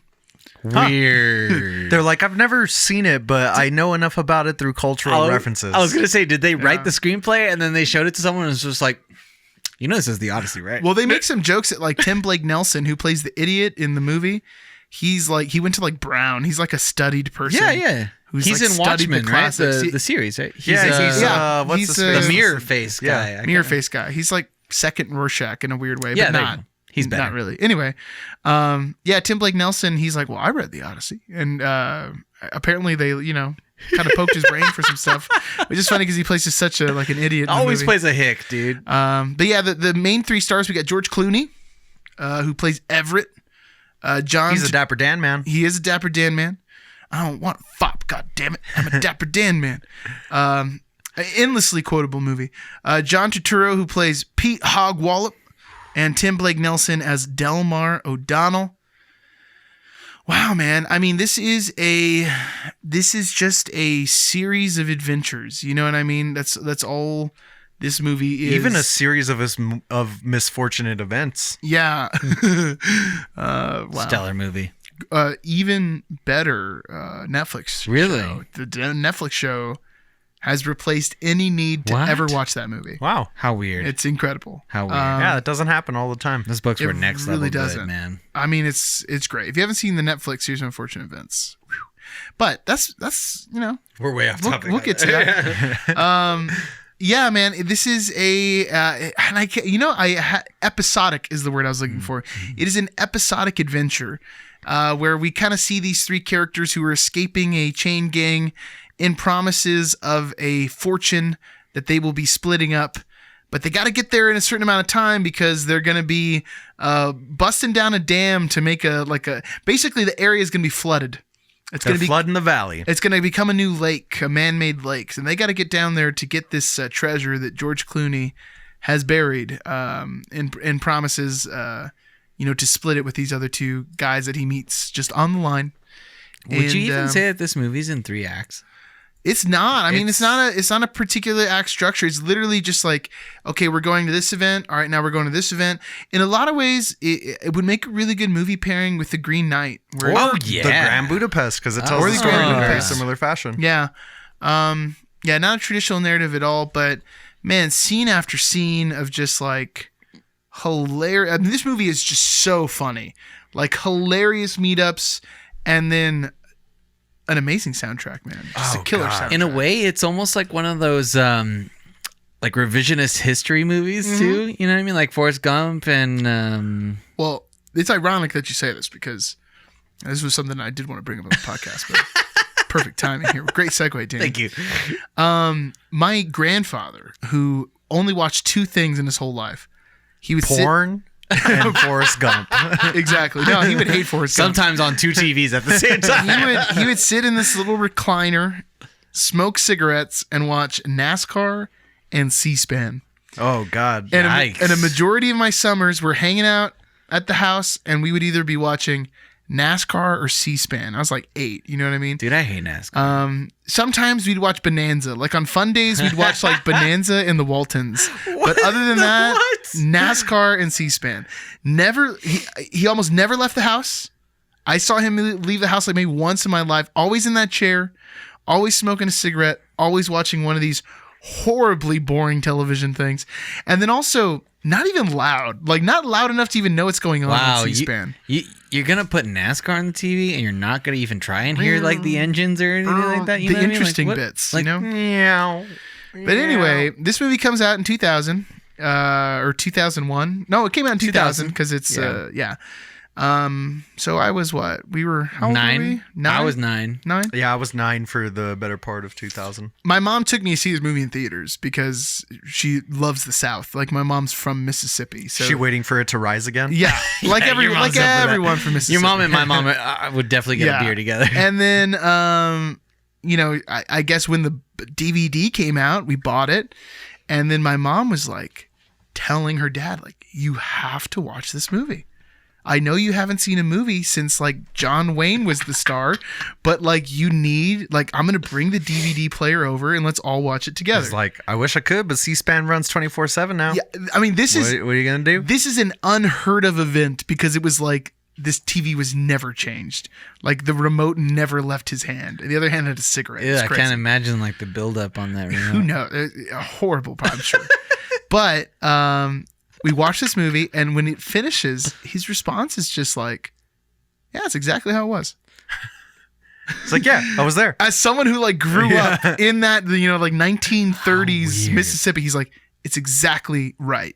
It's like 100% accurate." Huh. He was like, even the lynching, I've seen 1,000 of them. I'm sure. Yeah. dude. Exactly No, like this. I'm almost like, I'm sure. You know what I mean? Like the racism, Sure. but also like the clothes and the way that people talk and the music and like everything. He's like, that is Mississippi in the 30s or whatever. Oh, God. it is. Man, It makes speaking my of the dialect, well, post-depression. fun fact from that video I watched, John Turturro, when he was trying out that accent, like he only knew he was ready when he would just walk around in his life talking to people like that, and everybody just bought it. So he was like, all right, I'm nailing this. It doesn't sound like cartoonish. Like I'm killing it right That's now. That man can channel anything, Dude, he's so he's good. a great actor, Yeah. very underrated. When he's the Jesus.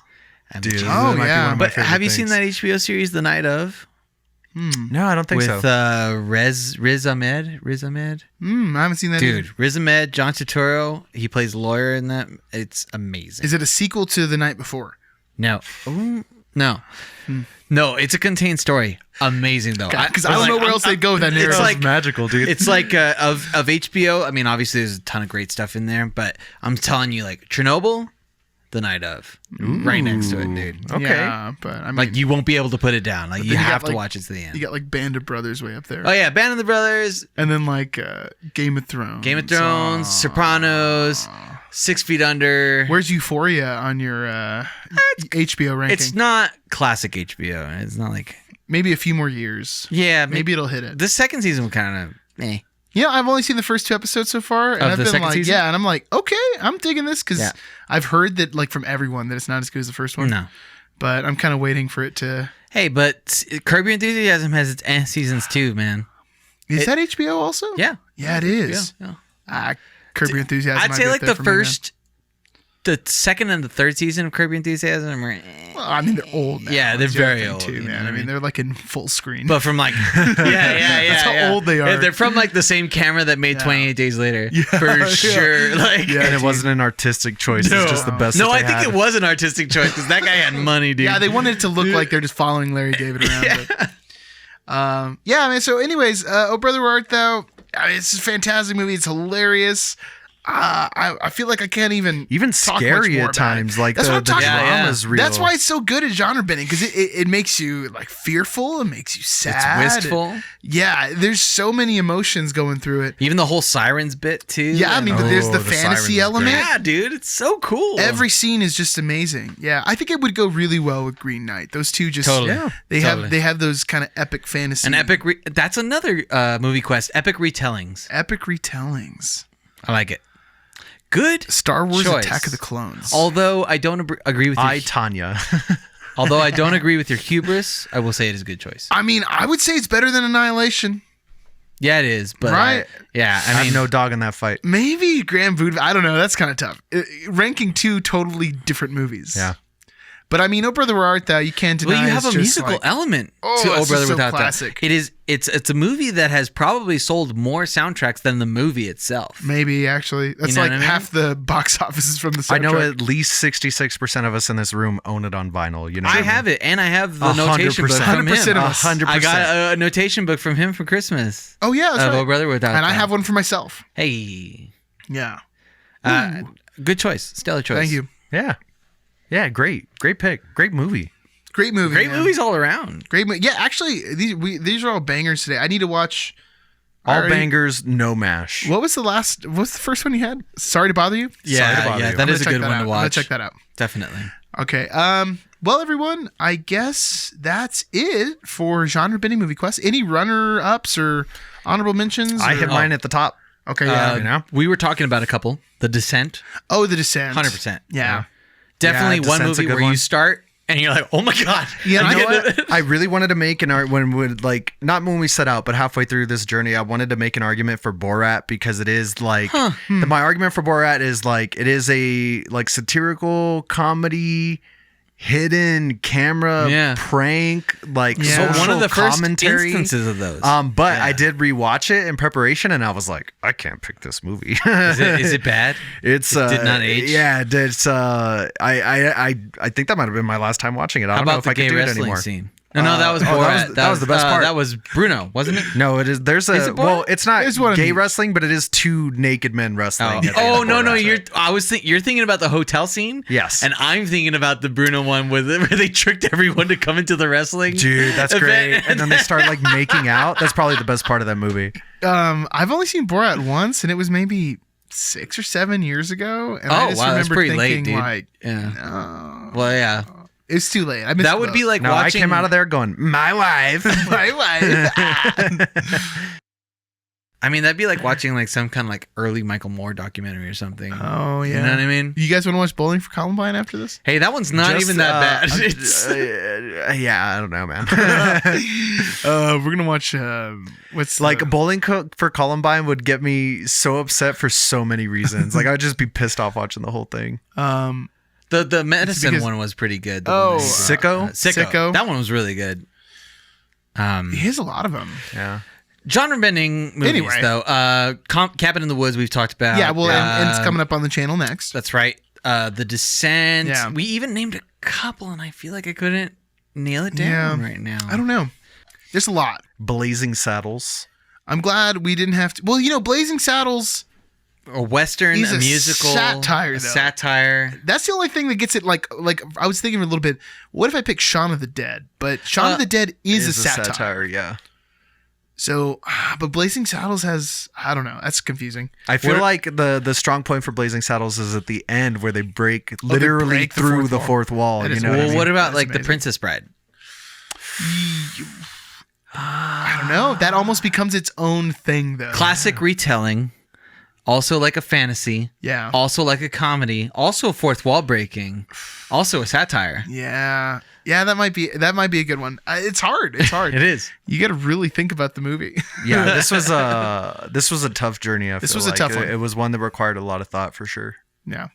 I hope you didn't think too hard, because now you got to Never. think about our next segment, which is coming up. Yeah. I guess it's time for.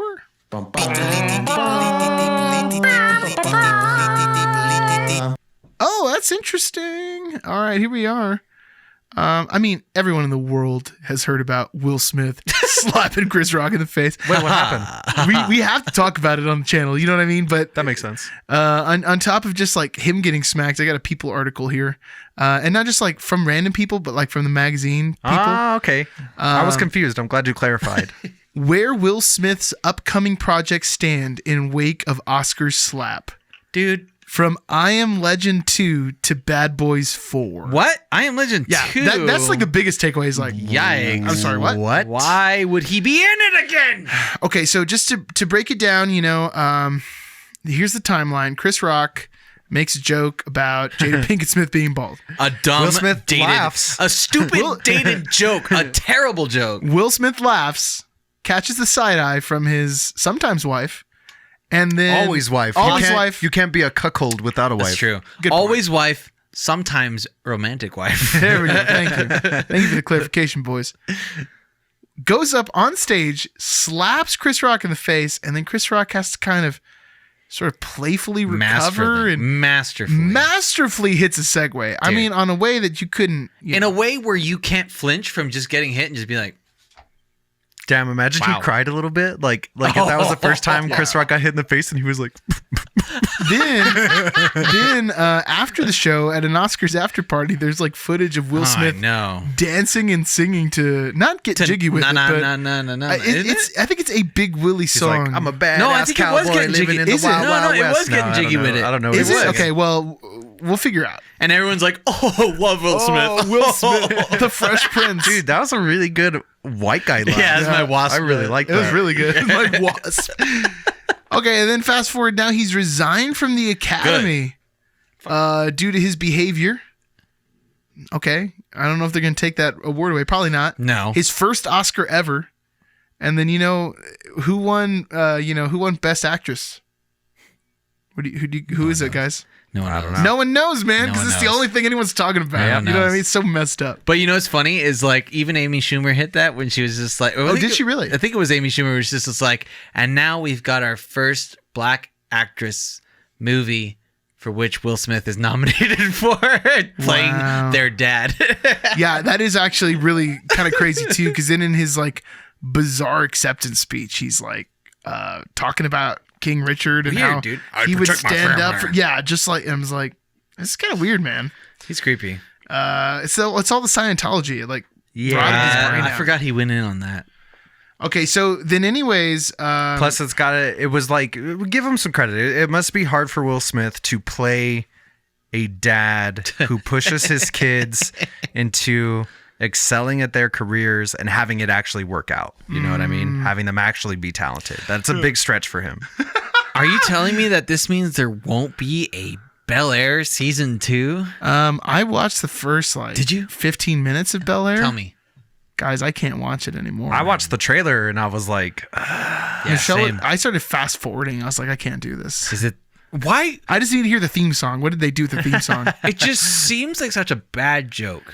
It's like he's hanging out with a buddy, and then like his friend gets in trouble with some drug dealers, and then there's a gun involved, and then They were just like, what if Degrassi and Fresh Prince of Bel Air just like met at an honestly, intersection? it feels a little bit like let's do some kid-friendly Euphoria. Yikes. That's what it feels like. It's that really kind of super depressing and dark teen drama, but obviously we can't, go full Full dongers Euphoria, like and- just so everything. you're telling me they gritty rebooted Fresh Prince Dude, of Bel-Air? that's Yeah, what it is. it's exactly what it It's is. so bad. So no, that's still going, which he's a producer of, but who knows? Hopefully it gets canceled. But yeah, apparently Bad Boys 4, which has been given about 40 pages of the in-progress script treatment, is now currently on hold, which I think is a win for everybody. Yeah. I'm not a Bad Boys fan. And then Except for Martin Lawrence. Yeah, he needs it. 3 weeks before the Oscars, Smith announced he's returning for a sequel to I Am Legend, this time with Michael B. Jordan as his co-star and co-producer. He's going to play the dog. It was one of those things I was going to leave alone. And then I heard the idea, Smith told Entertainment. I can't talk about it yet, but it's a really cool concept. And Michael B. Jordan was part of creating the idea. No further updates. Hopefully this gets canceled also. So I don't know. I mean, I thought that he. No, he didn't die at the end. Yeah, he does. He does, right? Yeah. Yeah. What? What? Anyway, What are we doing here? I mean, Louis just won a Grammy for Best Comedy Album. So, I mean, I don't see this lasting very long. Like, That was so weird. Will Smith hasn't, like, even been canceled all the way. People are like, Well, Louis didn't physically assault anybody. No, but his comedy album is like parts of him making fun of him. the reason he got Yeah. canceled. Wow. Yeah, and he got a Yeah. freaking Grammy for Bold it. move. Yeah, it's I did not know Louis about move. that. and you know I what, mean- Cotton, it did pay off. It did pay off. Wow. Like, Yeah. I'm just flabbergasted. Exactly. So yeah, man, I don't know if you guys have any thoughts about this, but I just thought this was insane. I'm upset. Even without the assault, I'm upset at the thought of a sequel to I Am what? Legend Yeah. with Will Smith in it. It's like I have like, it's not a headache, but there's like my brain feels congested. yeah. We might be like 2 weeks late on this, but tell me your thoughts of this Will Smith assault. There's some weird stuff going on there. Chris Rock looks like he's anticipating a little bit. It looks a little bit like a stage slap. How hard he What a turns. weird Yeah. thing to stage. There's a well, like, I don't know why does Hollywood do the things? Could that it be a Hollywood ploy does? to get more viewers to watch the Oscars? Because it has been It could plummeting. be. Yeah. They've been sucking in the spike. ratings. Yeah, It did spike. Everyone's talking about that. And you know what? The day it happened, I was like getting home from work. I saw it slap, and I was like, "That's hilarious." And then I kept scrolling through thought Reddit, it was fake. and I just kept seeing it over and over again. And I was pretty upset by that point. I was like, I just wanted to hang out on Reddit. I didn't want to watch this one video over and over again. But the Unfortunately. next day, when the memes started hitting, that's when it all became worth it. Some good memes. Yeah. Well, so I didn't see it happen. I did start like watching the Oscars as it was happening live, and then I took a break to like live my life, and Fair.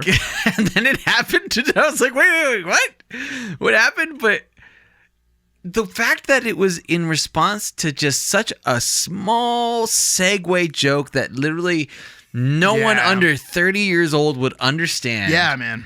And it was just like not even that offensive. No. It's not offensive. It's like, I mean, okay, yes, she's bald. She has alopecia. I understand that. G.I. Jane is a strong character who like shaves her head in solidarity for the role that And she's like. Jada Pinkett Smith would kill to get that role. She's a Dude, terrible actress. she's a terrible actor. She has no relevancy other than Well, it's cucking like, Will Smith. we saw Matrix 4. She's bad. You know what I mean? oh my god, I forgot she was even in that, dude. Yeah. Like Terrible. Chris Rock isn't known to be terribly offensive. Like, didn't they used to have Ricky Gervais? Like, Dude, he killed it, too. He Ricky was Gervais used to hit so. he was much roasting harder, everyone dude. in that room. Will Smith might have strangled him on stage if Ricky Gervais had like. And if Ricky Gervais would have just still had his You'd telltale have been laughing laugh, the entire time. he'd been losing it. Chris Rock is a friggin' champ, dude, for Yeah. taking it the way he did. This is dumb. This is so dumb. I mean, my favorite part about this whole story is like Michael Bay, who I mean is the Bad Boys director, and he's also got that Ambulance movie coming out. oh, it Yeah. looks so bad. It looks really bad. I kind of Dude. want to watch it for the pain. oh my god.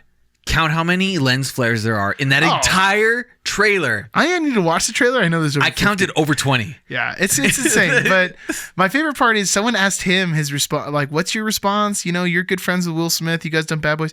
He's like, "There are babies dying in Ukraine. How are we talking about Will Smith right now?" Hey, fair enough. He was And I'm like, I can't put my response into words. Let me show you with special effects, though. Well, I don't like disagree with him, like in like virtue, I guess, but it's like, dude, what a dodge. you would straight up. You're here like promoting your movie, your crappy little ambulance movie. yeah. Like, don't pretend. If that was really his position, he'd be Yeah. like, I know I'm here to talk about ambulance, but let me Yeah, point out the atrocities in Ukraine. No, Yeah. no. He's just saying, I don't want to comment because Will Smith might slap me too. Yeah. Or might leave the movie and I might not get it made. Yeah. And I need a paycheck for my next house. I Like, don't think I could take a hit like Chris Rock can. at least my wallet can. And I mean, after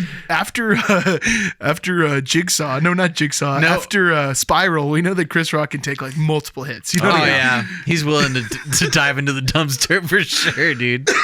Wow. Ooh. If it was staged, it's the dumbest staged thing I've ever seen, but it worked. It worked. Is it dumb because I don't know if it can be dumb if it's worked this well. Damn. Yeah. But I don't know. It's hard to say. Damn. I almost wish it was like a rapper and not Will Smith. Yeah, I almost wish it was like Dave Chappelle instead of Chris Dude, Rock. okay, yeah. Dude, if would've beat I was thinking if it was Dave Chappelle instead of Will Smith, I was like, he would have knocked Chris Yeah, Rock he would've out. knocked him Dave out. Oh, Chappelle dude, is yoked. But also, Dave Chappelle would be able to take a freaking joke if anyone Yeah. could. You know what I mean? True. No, I'm in the position like I'd like to see Will Smith slap Dave Chappelle. Oh no. But the joke would have been much harder if it was Dave Dude, Chappelle. yeah. Oh yeah, dude. Will be Smith would have crying. been walking up and Dave Chappelle would have been like, bam! Yeah. Yeah, dude, rocked he is him. yoked. Yeah. But also, he would have made a better joke than a G.I. Jane joke. Yeah. Plus, they would have kicked him out earlier in the event for smoking a cigarette on the stage. He would have made a cuck joke, like at least. Oh, for sure. Like, easily. Anyone else would have. He'd have been like, hey, Will, so when do I get to go? Yes. Chris Rock was beyond respectful. Woo! That's our take on the Oscars. Wow. Which we missed our segment on. Oh, yeah. Whoops. Oops. Well. Man, I even got nice envelopes this year for the awards. Darn! Did you really? Well, Yeah. we'll have them for next year. Okay, well, I guess that takes us over to Character Limit Extended. Let's cut this short. Because it sucked. Because it's dirty work, everyone. So, who had the Hemingway? Me. What you got? You want to hear my Hemingways, or you want to? We heard them. All right. Yeah. Let me just say this. This movie sucked, and David. No. it's crass for the sake of being crass. And I watched a trailer of this movie too, just to like see how it was marketed, and it's literally just like crass and bold. And Look, he's putting his butt out the window. I would bet that Norm Macdonald thought he was being like genuinely really funny. like blockbusting funny. Yeah. Well, ironically, I feel like a lot of people might have thought this was funny in the 90s. Like, this is a type of humor we do not get anymore. Did you see the clothes that Norm Macdonald was wearing? Dude, he looks like a toddler. Yeah. Like, just giant, huge, short sleeve. He looked like the flannel. men in the first season of Friends. Yeah. Yeah. I told you guys this, but it wasn't in the review, but like Norm Macdonald's delivery in this movie just feels like he should be on stage with a mic in his He's hand. waiting for laughs. He's like doing like a Seinfeld bit. Like it's like the beginning of a Seinfeld episode or the end, I guess, either one. Just on stage, you know, Even a decent parallel there, David, is that Seinfeld has never been in a movie where he shows his face, other than B-movie. Well, he doesn't show his face. Doesn't show his face. But that's what I'm saying is because but he not does bang a lady. but he's not a movie comedian. Oh, interesting. You know what I'm saying? Yeah. Like Norm Macdonald, skit comedian, live comedian, doesn't need to do a movie. And well, he had that TV show too, the Norm Macdonald show, which I didn't really watch, but did pretty well when it came out. Sure. But you also got Artie Lange. Anytime you're hitting up Mad TV for your cast, it's like, oof. But that was hot back then. Yeah, I know, but just Mad TV sucks. I will say one of the funniest, I'm going to find some saving grace. One of the funniest bits in that movie is the fish scene. You know, For sure. This is a scene that I hate because that's so weird. It's I wouldn't not even done say well. the whole bit, so- just the one part where like it's over, they're done, and Artie Lange's like still trying to Still- put fish in, yeah, and he's like, "Dude, what are you doing? yeah. We gotta go." That's that part of the scene. Is pretty It good. was very Family Guy-esque. There was definitely some Actually, really was. there was some Seth MacFarlane like tone in that fish scene where they're just like holding the fish. It's going on way too long. So if you didn't watch a review, and I pray to God you didn't watch this movie, but Dirty Work is like, essentially these guys need money because their dad, they don't know their brothers, but their dad is dying and they need money in like some stupid amount of time, some short, I don't know, 3 days, whatever. I loved And- how blasé you said that they're brothers too. It's like, yeah, who cares? there's a plot, but no one really cares.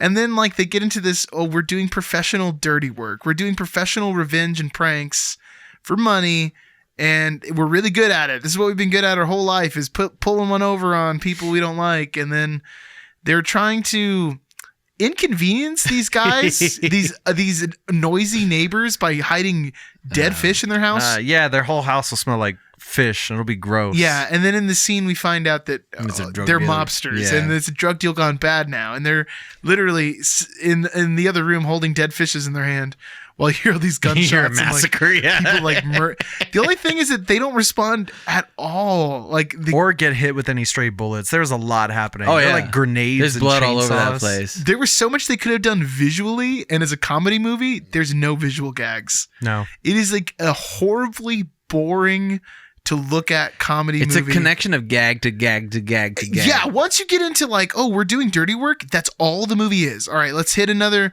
Oh, we're gonna put hookers in the trunk, and now Such we're a gonna. 90s thing. bearded lady, isn't that funny? Oh yeah, Shave her beard. We'll shave her beard. Oh, now she's just a lady. All right, That's done now. this is done now. What's the next scene? Let's do the fish bit. All right. I would watch a series just based off of the character Chevy Chase plays. Like I want to watch that doctor live his life out. One of the only saving graces. Next, this was Chris Farley saves this movie, but at the same time he doesn't. He just He's not great. Does his Chris Farley thing, you know? Yeah. He like yells, who I love.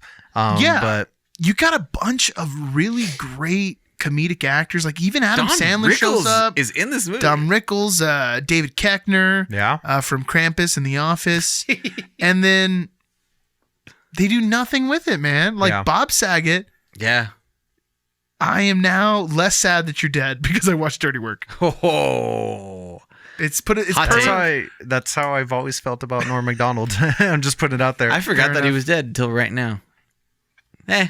Weird coincidence. That Well, they both died and you know, recently. we had a user that said like, it must be a cultural thing. Like Norm Oh Macdonald's yeah, huge, on Instagram. huge in. No, I'm like, you know what? It is a cultural thing. It's an age thing. Like, I guess. I mean, this is stupid. This is definitely the humor that my dumb old stepdad would have. Kyle loved. might be watching Dirty Work right now. I'm sure he loves that movie. Yeah, well, because that's the other thing too. There is like a ton of like homophobia. Oh.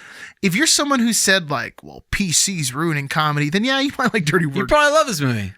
But even then, horribly written, horribly performed, crappy direction.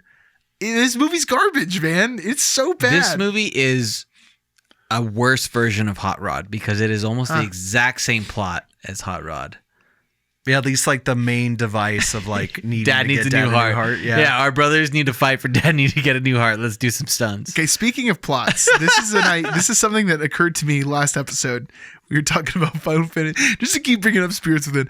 We're talking about Final Fantasy Spirits Within. We're talking about how like the plot is just so like, what other movie does this plot? You know, what other movie does the same plot? 13 Ghosts. Damn! Oh, 13 Ghosts yeah. has the same plot. Like we need to find need the last spirit. Yeah, dude. Oh, you Isn't mean that in weird? parallel to Fantasy, to Yeah, Spirits Within? yeah, yeah. Okay, I thought you meant in parallel to like Dirty Work. Yeah, in a way too. Yeah, there's a Venn diagram of Dirty Work and Spirits Within, and in the middle is 13 Ghosts. Oh, and then another tie-in from this episode. F. Murray Abraham is in the 13 Ghosts. Whoa! It is complete. Now all we need is something with Tony Shalhoub in it, and Shannon Elizabeth's rocking pubes. Crazy. And we talked about Good Girls earlier a little bit, and what's his face is the he's Matthew in 13 Lillard. Ghosts. Matthew Lillard, yeah. And Oh, yeah. and his wife in that, giant boobs. Excellent point, Danny. Wow. Excellent Also point. giant boobs in 13 Ghosts. Yes, true. Dead boobs, but Wow. Quite dead, quite large. What an exciting segment we've stumbled upon. So, yeah, I mean, Dirty Work is awful. Never watch it. Garbage. I would say I'm so glad I found it for free. there's nothing redeemable about this movie. I don't know. No. Maybe that's too hard. There's a few bits where it's like, I can't this even could think have worked. like. Can you think of any of the music from Dirty Work? I can't think dude. of anything. I can Chumbawamba? think of Chumbawamba and Semi-Charmed Kind I don't Life. even remember Chumbawamba being. Really? I do remember Dude, Semi-Charmed. it's right at the frat house scene. Okay. It's like, oh, Danny, That makes sense. boy, Danny, yeah. boy, Yeah, I get knocked down. I mean, I guess just like final thoughts. The point was to make like a April Fool's like, hey, let's do practical jokes. And after like already Should have done The Jackass. Watching joke was it- on us. yeah, the joke was on us. We were the fools. But also like, yeah, we could have done Jackass. Or It's so good, Borat. too. Yeah, David had told us in the text chat, like, guys, I'm surprised you didn't make us do Jackass. And I'm sure Danny felt the exact same I was. Like, what I know. an idiot. I can't believe I didn't watched think about that. all of them Yeah, too, like and- leading up to Yeah, it. and for the viewer, I've never seen Jackass. Oh, Like, man, that would have been awesome. Yeah. Okay, that's coming later this year. We're No, gonna find a place to put it in. no, Yeah, we there's are. next April 1st. It missed it. All right, so next April we'll be hitting 2 all more of years. Jackass. All right, well, Huh. I guess that brings us to the final segment. Everyone's favorite real hypothetical segment, where we put 2 hypothetical characters against each other in predicaments. Real or characters. real Yeah, or real people. characters, Or real. or just people, yeah. In or a groups of hypothetical- people even. Segment, but we also have a reigning champion over there, who is Mr. Quentin the Foot Tarantino. I feel like he's been the champ before. I think he has. Maybe. Man, Yeah. there should be a rule about that. Yeah, or else we're going to get Batman again. Things are really going to get messed Oh, up. man. Why? In like fighting sports, you can lose your belt and then reclaim your belt. Oh, Good point. I'm going to put Sad Batman in the next one. I'm going to specifically put Yo, Robert didn't Pattinson. Triple H just like retire? Don't ask me wrestling questions. I Get outta hate here. wrestling too, but also I love this. For the I audio do only. love that. For the Yeah, audio only I- listeners. Go. Danny is making an X. What's it called? I don't know what it's called. It's a hip thrust. I don't know what it's called. I just know the sound it makes when you do it at your opponent after defeat. I almost wish that all of video game history had been revised to not put teabagging, but to actually like Triple Whoa, H. gee, like- is that the next Fortnite dance? should be? Ooh, yeah, it should be. Should be. Wow. All right, our peeps are. Jesus. We'll miss you, Triple H, for that action that we loved in middle school. Wow. Our peeps are Norm Macdonald versus literally anyone funnier. You know what? Just to say current, Chris Rock. All right, perfect. Norm Macdonald versus Chris Rock. I can do that. Let me just. All right, let's choose a predict. What predict is who's more likely to meet their sales quota. All right. All right, so Chris Rock. Chris Rock. Norm Yeah. Macdonald's hella dead. All right, dead argument aside, though, Chris Rock is still making way more money. One of the most totally. successful comedians of all time. But Especially even if now. these guys were just cold calling telemarketers, like Chris Rock has that smoothness to his Yeah. voice. He's got a nice rhythm. Norm Macdonald's voice sucks. He would be like, I "Hey, hate his speaking voice. You want a vacuum? Yeah, I hate the pause. He always does the. Yeah. Get out of here. I hate him. Fair. I 100% agree. I'm sorry, Canada. I don't like Norm Macdonald. It's lightning round on Peeps and Predicts. What's the next one? Ooh, it's a blue one. It's old. Who would be more likely to ruin the Corleone family as the new Don? Norm Macdonald. Donald easily, dude. Yeah. Wow, that was surprisingly easy. Yeah. All right. Even though there's like a bunch of racism in The Godfather, like them talking about we can't let blacks into the family. We overlooked that part discussing the movie. Yeah. The racism of the well, yeah, they Italians. let Irish in the family. Yeah, it's true. Oh, yeah, they're way more accepting. They would be They cool are. with it. We made up for discussing The world is listing of changing. Oh Brother We're At Thou today. Perfect. So now we got Chris Rock versus our reigning champ, Quentin. No, this is no, 1-1, we are dog. tied. We need a tiebreaker, my friend. Whoa. Yeah. Oh, yeah, because he won the last one. Yeah, there you go. Uh, There it you is. guys There it knew- is. you guys knew got, that. you got the runner up earlier. You knew I but was we knew gonna you had get to it. screw it up You somewhere. messed up the 2 out of 3. Darn it. Who is more likely to have had a new metal phase? Definitely. Norm Macdonald. Damn. Come on. This is going to be a weird fight. Come on. I would say Norm Look at the- Macdonald, but after watching Spiral, I don't know. Nothing sacred. Let me see here. Nothing's sacred. Are you just going to Google Chris Rock New metal phase. No, I'm going to go Norm Macdonald favorite music. Oh, I doubt. But if he did, it would be one Canadian new metal band. And would that be... Is Mudvayne from Canada? Do we? Okay, here's a Reddit post. I have He said Bob Dylan is important to him. Sure. So what else does he like? He's talked about his love for outlaw country. Okay. Seems to like Adele. Interesting. Interesting. Dylan, old country music. Hello from John Prine. He's talking about loving John Prine. That's classic Don't country. even know who that is. Oh, dude, you would love John Prine. Is it like Merle Haggard? Yeah, it's some just classic stuff there. I found a list of Chris Rock's top 25 albums. All right. Almost exclusively hip hop. Okay. Eesh. But that does intersect with new metal. We have to remember.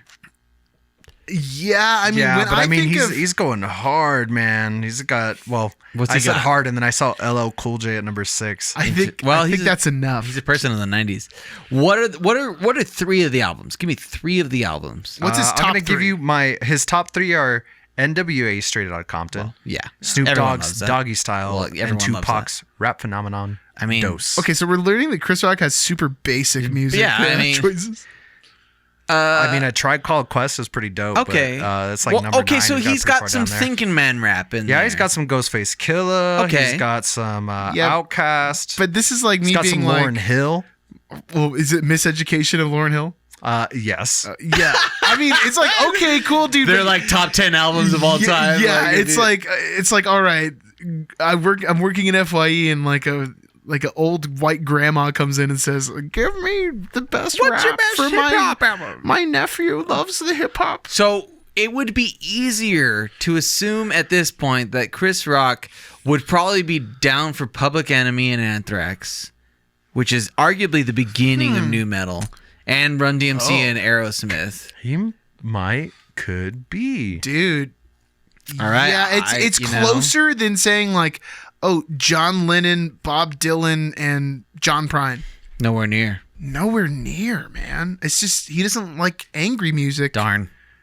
Yeah, if he didn't listen to new metal, at least we know he appreciates the aggression that new metal would be bringing to the table. Yeah. Which some rap artists very aggressive. Yo, if you like Straight Outta Compton, he's DMX was on obviously- there. He's gonna like Yeah, straight that's what I'm aggression. gonna say. He's gonna like Public Enemy, and that intersects, and Run DMC, and that intersects, and so This is a win for Norm Macdonald, guys. So we're gonna have no, it's sorry, a win for Chris Rock. I messed it up now. Hey, Okay, well I'm okay with that. Chris Rock against Quentin Tarantino, 2 men who both love feet. Maybe. I'm sure Chris Rock loves feet. Yeah, it's He seems possible. like that kind of He guy, does seem like the kind of guy. I don't know based why. purely off his face. All right. Our new segment, What's the Celebrity's Fetish? We discovered Danny That is has a a good talent for fetish. guessing people's fetishes. Dang, I have height. I do. I have height and Danny has fetish. God, I would love that. Can you bring like someone new into the room and I'll just like guess what their fetish is? Our new game show. I'll guess Howl's fetish. I'll guess. What's your king? Great title.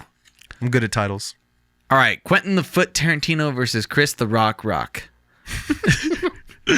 Who is most likely to be an LP collector? Ooh, Quentin Tarantino. Tarantino. Oh yeah. Dude, Quentin Tarantino is specifically like, this is the song I want in my movie from Yeah. my vintage Specifically. record collection of like B-sides. Girl, you'll be a woman soon. There you go. yeah, totally. Or like all of the Death Proof soundtrack. Yeah. is like his personal vinyl collection. I could It's curated. imagine Chris Rock like not even having like CDs, like full digital. I'm sure he has a couple Yeah, because he might like DJing or something. You know what I mean? but not to There's a Tarantino. little- There's a little bit of I assumption. don't know what you mean there, but I feel like I know what you mean. Well, also I mean, at if he the same likes these time. classic LPs, like I'm talking those straight, classic LPs. David hit the hard air quotes. Hard air quotes. Then I would say he's probably got a couple of them on vinyl. Hey, have you guys ever heard of Nirvana's Nevermind? Wow, what a great album. Yeah, I mean, obviously Quentin wins this, so he's remaining champ. I mean, Obviously. Champion of being a awkward foot fetishist director. Quentin the Foot. The Footman, he takes it again. Gosh, and he's back on top. I feel like he's been the top since He has. I think the Quarantino. we got to go back. We got to start. You know what? We're going to start the wiki soon. We'll have all this information. We're working on it, guys. It's a lot of work. We're working on it in our heads right now. We haven't got to the actual work yet. We're in but getting there. the pre-production phase. We'll get it on a whiteboard soon, and then at some point we'll put it in a computer. All right, here's what we got coming up on the channel, y'all. Thank you for sticking with us. We got Cabin in the Woods next year. We're taking a break. For its 11th year anniversary. Now, for its 10-year anniversary next week, Cabin in the Woods CLE. Then Umar the Northman. Oof. Dude, I am so ready. And we got yeah. we got a Jason X commentary coming up too to celebrate the anniversary of the Big 10. Yeah, which will be fun Yeah. Is that for gonna be us May? to do. 13th or something? It's Or- the last release of April. We got to hop on this. We got to watch this movie. Whoa. That is coming up. Yeah, we have been, now that I'm thinking about it, we have been saying, hey, we should really schedule that for a while now. Yeah, now we really do. Yeah. Hey, we're still ahead. But you know what? That's a good thing. Yeah. Because we're ahead on our stuff, guys. Thank you for liking, sharing, subscribing. Uninformed Movie Reviews. We're across seas. We're over in Denmark, I heard. Metal Jesus likes us. Hopefully he still listens Yeah, at some I point. hope so, man. But yeah, help us out with like, share, and subscribe. On your feed is even better. More people get more exposure. Share our Instagram videos. This guy's on the Instagram every Sunday, hitting it. At some point, we'll be having maybe even like World War II movies coming up soon here. And I know you got them on lock. You could even just name them off your head for May. Ooh, for May. Wait, what are we doing in May with World War II movies? I'm Wait. lost. When did World War II end? August? Like a long time ago. August, right? Was it August? What month is it? June? June. What are you talking about? No, I don't know. Actually, I don't know when. Were you talking about Victory over Europe Day? Victory over Or are you talking Japan? about Victory over Japan? Well, picture up Japan. Europe. Yeah, we all know Japan. Yikes. Anyways, be sure to rate us 5 stars on Spotify and Apple Podcasts. We can't do it without you. We appreciate you listening. Thanks for being there. We got some super dope content coming up. And of course, be excellent to each other. Party on, dudes. Excellent. Party on.